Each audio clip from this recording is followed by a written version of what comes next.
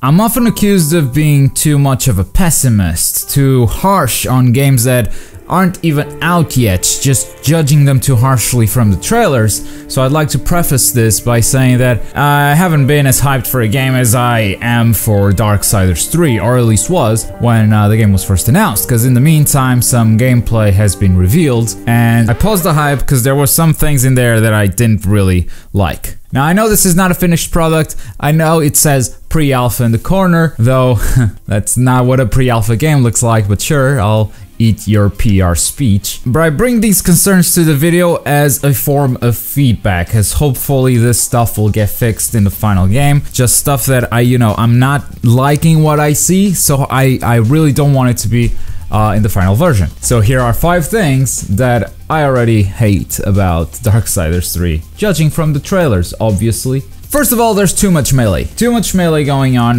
This was supposed to be a mage character. It is a mage character. The developers have confirmed it. So why is it that I see no magic? I mean, aside from the whip magically appearing every time she attacks, I really was expecting more magical attacks overall. In fact, I was expecting the melee weapon to be sort of secondary to Fury. There has been magic in the previous games, and it's been mainly used as sort of a special attack. Here I thought the roles would be reversed.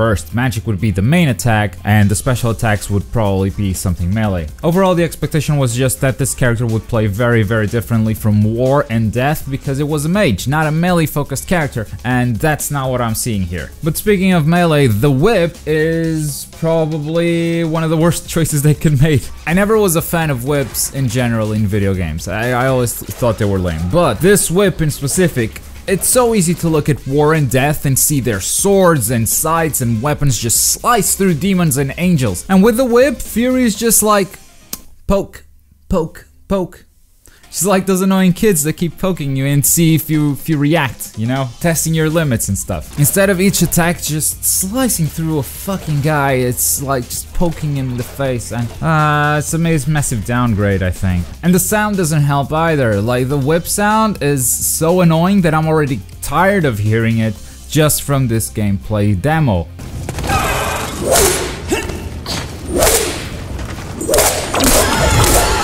They either need to make it more dynamic or add a bunch more whip sounds, because it just sounds like it's always the same, every single attack.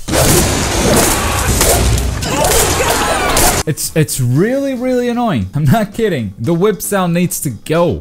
And again, all of this would be fixed if she was just a mage and would use the whip occasionally, and magic would be her main thing. Now, there will be other weapons in the game, obviously, and I am gonna switch out the weapon as soon as possible.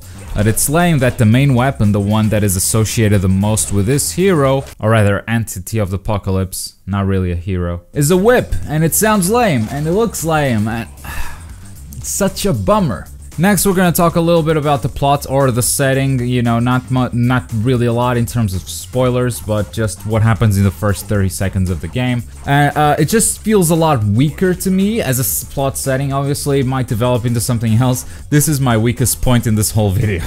But anyway, Darksiders starts off, the first one, with the apocalypse, and you learn about the 7 seals, and you learn about the council, and you're like, okay, so why did war come out if the 7th seal wasn't broken? What is going on here? Someone betrayed someone or manipulated someone. Like, it was a really strong premise in the opening minutes. Darksiders 2, although it starts somewhat weaker than the first Darksiders in my opinion, it's still very engaging because Death learns about war being in trouble and it's like, okay, gotta go save my brother, you know?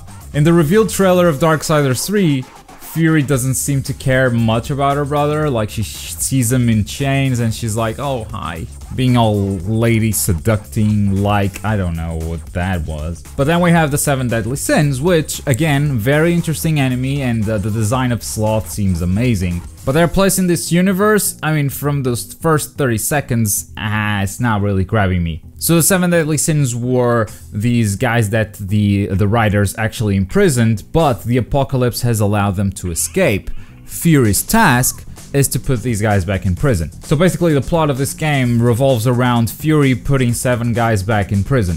The opening minutes just don't seem to really reflect the overarching lore of Darksiders and don't seem to dive deep into the stuff that I really wanted to. And again, I know this point is super weak, and it might be amazing when the game comes out. It's just the impression I got. And finally, I gotta say, I don't like the cartwheel. When Fury dodges sideways, she does like a cartwheel, no hands. And that may be acrobatically impressive, but it just doesn't look as satisfying as the dash was in Darksiders 1 and 2. Fury doing a cartwheel in the middle of combat just reminds me of, you know, those 10-year-olds that just learned how to do a cartwheel, and they're like, hey, look what I can do. Oh. Like, it's just fake being happy or whatever. Oh, that's very impressive, young man / girl. It's very, very impressive. Yeah, and that's what that reminds me of. I don't see the need to make something so flashy because you're gonna use that all the time and it's gonna get old. So it would be a lot better if it was just a simpler animation like the dash was in the first Darksiders and the second. And anyway, those are 5 things that I already don't like about Darksiders 3. Share the hate if you want, because every time I make a negative video, it gets a bunch of dislikes, even though I think I'm being super considerate and saying exactly why I don't think these things should be the way they are, and presenting them as feedback, so hopefully they get fixed by the end of the development cycle. But leave your thoughts in the comments nonetheless. I might follow this up with stuff that I do like about the Darksiders gameplay, because there are things that I do like about it. In the meantime, subscribe if you're new to the channel. Thanks for watching. Bye.